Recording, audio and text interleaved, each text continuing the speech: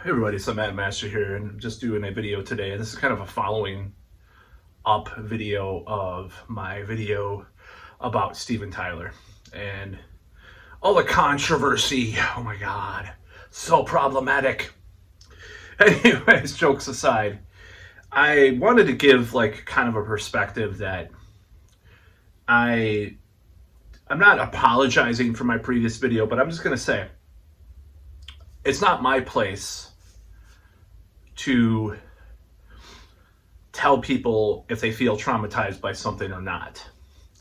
It's not my, it's not my desire to project any kind of thing at them that I feel about a situation or whatever.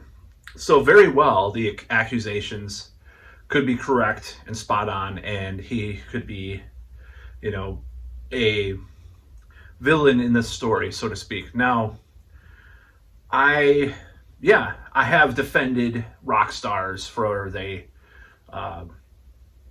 proclivities back in the day. That's the way it goes as far as everything goes. I mean, I've read numerous books, autobiographies of many of these people, and I know that it was quite a common thing to have, women or girls of dubious age backstage in the 70s and the 60s, even the 80s and 90s, Now, if there were no statute of limitations, the whole Rock and Roll Hall of Fame would be called like San Quentin or something like that. That's the fact. There's no doubt that they were up to a lot of stuff. I think the danger is to make it black and white and to make it lack nuance or any kind of historical perspective of the mores of the time. And that's all I'm trying to say. And I think there's a slippery slope, as fallacious as that can be, argument to be made for the slippery slope, enveloping our lives, especially people that are of the male cis hetero persuasion, because this has happened with Me Too, hashtag Me Too, over the past 5 years. And, the whole thing is not about defending Steven Tyler. I'm not even a big Aerosmith fan. I like their 70s stuff. It's more about just this kind of precedent that can be set with these situations and the danger thereof of that happening. And I'm not here to defend Steven Tyler for what he did. He went well beyond any kind of encounter backstage with some groupie. It went into some really weird territory with him and this woman. Now, that said, the other side would say, well, why did she wait 50 years or whatever it's been to come out? And it's not, there's definitely like a thing to be said. And I guess it was something in California. They temporarily got rid of statute of limitations as some kind of experiment or something in California. I just like to say that. And the statute of limitations. Now I'm going to say this is why it's dangerous, because the statute of limitations is there for. I don't think it's for the protect the patriarchy. No, it's there for a reason. It's there for frivolous lawsuits and the danger of someone coming out and saying something happened, 50 years ago, and there's no proof of it, and then they, get hauled into court or whatever. Of course, there is proof of this. There's plenty of proof of this stuff happening because he actually said it himself. Now, I just think that the framing of this whole idea is very dangerous too. And I'm gonna put it this way: like, like I said, I knew of many situations like this growing up, wherein you had. I mean, like I said, I've described it in previous videos. I was like, I was hanging out with people that were doing this kind of stuff, like not what this girl was doing. I mean, like what the groupies were doing in the 70s. I was hanging out with people that would do that kind of thing, is what I'm trying to say. And for me, to think that they had no agency at all, they had no cognitive sense of self in doing these things. It's just total bullshit to me. Now, you can say maybe, oh, well, they don't have, their brain wasn't fully developed because they're not 30 years old, and then slippery slope goes to, wait, make age of consent 30, then, Jesus Christ. I just think we have to be gray. We can't be black and white in these situations because there's just so many situations. You would have the entire Rock and Roll Hall of Fame in a penitentiary because there's so many guys that partook in this type of thing. Maybe not specifically what Tyler did, supposedly. Maybe not what he did. He went, pretty far. I mean, he went pretty far. But how much agency did she have in the beginning? Maybe she did. Maybe she did try to get backstage. And I was accused of being some kind of like pervert apologist or something for even going into this situation. I'm sure Shoe on Head would hate me too for just to call that out. I mean, it's like, well, there's situations where there is a gray area. I've talked about a certain occult famous singer that the situation was kind of weird with the girl he's with now. I'm not going to say who it is. You could probably guess. Anyway, it's like, the situation was weird. I talked about it in a previous video. I just, there's some weird interviews with regards to that I don't know. Maybe she was of age.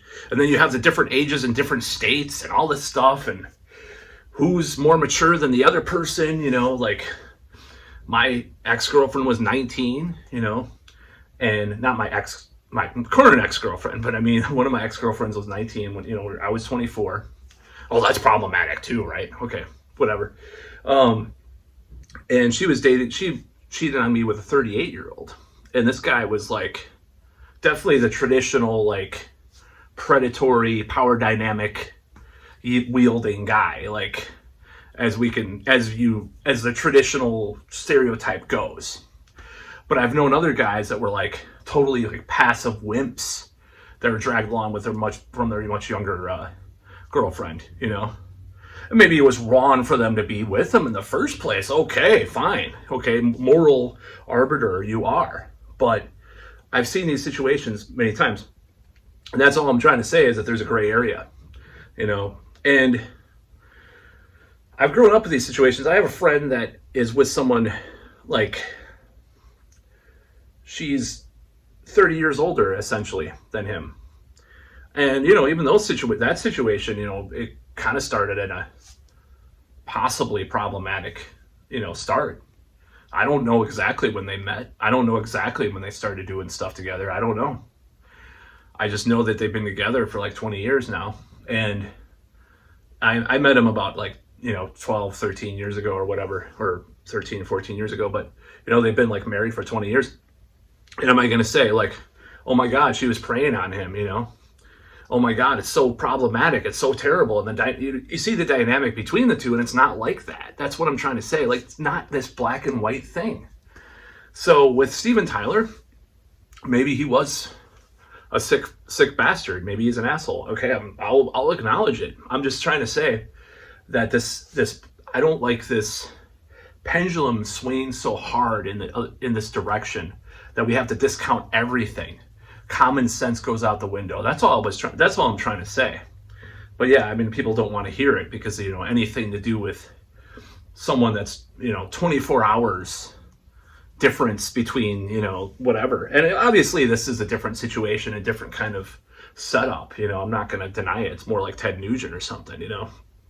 It's not like Jimmy Page. But speaking of that, I don't have the right. I'm just going to say this right out. I don't have the right to question someone's trauma, question someone's lived experience, which it's a total woke term and whatever. Well, your lived experience, gender studies 101. I'm just saying it's totally cringe to say lived experience, but I'm just going to say it. It's not my right to question that. On the same token, as gross as Lori Maddox's story with Jimmy Page is, I read 3 or 4 years ago. She's like, I regret nothing. I had a great time, blah, blah, blah. Now, some of these people that are defending the woman that's accusing Steven Tyler, same type of people, would start, pointing the finger and say, "You're denying your trauma, Lori. You have Stockholm syndrome from Jimmy Page still left over in your brain. You got to take a gender studies course for 2 years. You don't know what you're talking about. You're traumatized. You're traumatized." And try to assume that she's traumatized just because she's not saying that she's traumatized. And that's the problem. The problem is a male, sexist man like me saying that a woman isn't traumatized because she was a groupie and blah, blah, blah. That's a problem, right? But it's also a problem, a feminist shoving something up so far up someone's ass that they try to make them feel like they regret something. And that's the problem, because I would be willing to bet these people would try to do that. That's my problem. That's my problem right there. As gross as it was, I saw pictures of her. I'm like, dude, that's gross. I saw pictures of Lori Maddox, this infamous groupie, the baby groupies, they called them back in the late 60s, early 70s. It was gross. American, what's it called? Not American Beauty. That's another problematic thing. God, what is it called? Almost Famous, talks about some of this stuff too. Like, it was weird. It's weird stuff, but the social mores of the time are different now than they were back then. And why assume someone feels a certain way about something? Or that they have to for your political agenda? That's my problem. That is my problem. That's why I talk about this stuff. And there is a selfish element, I'll admit. Because people are trying to push this idea that any age difference is bad, even if you're an adult now. They're trying to swing that pendulum so far that way. And I'm like, okay, well, I want to get better with, the fairer gender, right? Go out there and hit on women or whatever with my friends or whatever sometimes. And is it problematic? Because I find, if I go to a bar and it's all 20-somethings, if I hit on them, is it problematic? Am I an old creeper, pervert? And some of these people would say it's so problematic. That's power dynamics. I mean, talk about power dynamics. Look at that fucking pile of CDs. How powerful am I? How powerful? Oh, look at that's a lot of CDs. But look at this fucking place. How powerful am I? I don't have a big mansion. Not yet.